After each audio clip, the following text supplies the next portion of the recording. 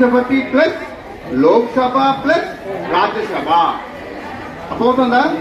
Parliament లో ఎన్ని ఉంటాయి అంశాలు? ముగ్గురు ఉంటారు. ఎవరెవరు ఉంటారు? ముగ్గురును. రాష్ట్రపతి, లోక్సభ, రాజ్యసభ. ఈ మూడు ఉంటేనే పార్లమెంట్ అంటారు. అర్థమవుతుందా? అలాగే లోక్సభకి రాజ్యసభకి వాళ్ళు కూడా చైర్మన్ ఉంటారు. లోక్సభ చైర్మన్, రాజ్యసభ చైర్మన్ అంటారు. వీళ్ళ సమక్షంలో లోక్సభ సభ్యులను మనం ఏం పిలుస్తామంటే పార్లమెంట్ సభ్యులు అంటాం. అంటే లేదా లోక్సభ సభ్యులు అంటాం. ఎందుకంటే వాళ్ళు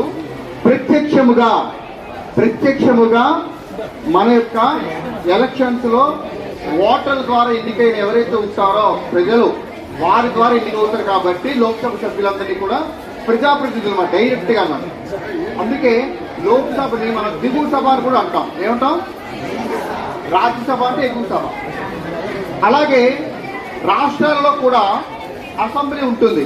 మన అసెంబ్లీలోని మన స్పీకర్ ఎవరు? ఇప్పుడు స్పీకర్ తెలుసా మనకి? పోనీ వినండి. అసెంబ్లీలో మన అసెంబ్లీ అంటే మన ఆంధ్రప్రదేశ్ అసెంబ్లీలో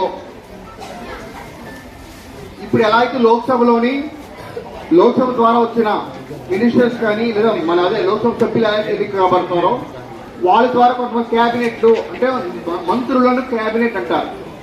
మంత్రుల యొక్క సమూహాన్ని ఏమంటారు? క్యాబినెట్ అంటారు.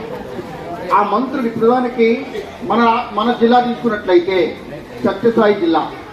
మన జిల్లా సత్యసాయి జిల్లాలో మనకి ఎవరుంటారు? ఒక ఎమ్మెల్యే ఉంటారు.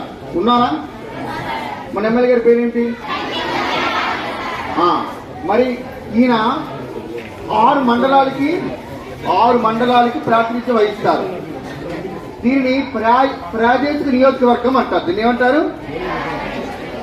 ఈ ప్రాదేశిక నియోజకవర్గంలో ఎవరైతే 18 సంవత్సరాలు నిండబడి ఓటుకు కలిగి ఉండి ఓటును వినియోగించుకుని తనకు ద్వారా ఓటును ఎవరైతే వేస్తారో తద్వారా ఎవరైతే ప్రజాస్వామ్యయుతముగా అధిక ఓట్లను పొంది ఉంటారో వారిని మనము ఏం చేస్తాము?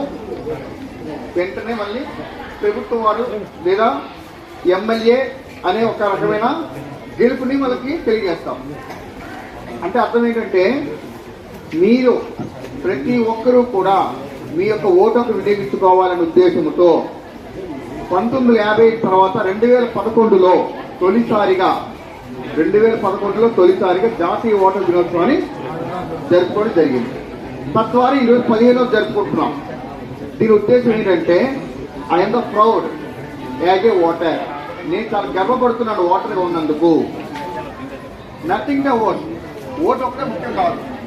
ఓటు వినియోగించుకుంటున్నాను. I don't loss of my vote. నేను వినియోగించుకుంటున్నాను. ఓటు హక్కు కలిగి ఉండడం వైపు ఓటు హక్కు కాదు. ఆ ఓటు నేను వినియోగించుకుంటాను. తద్వారా ఆ విధముగా నేను ప్రజాస్వామ్యం అంటే ప్రజలకు పరిపాలన చేసే విధానం.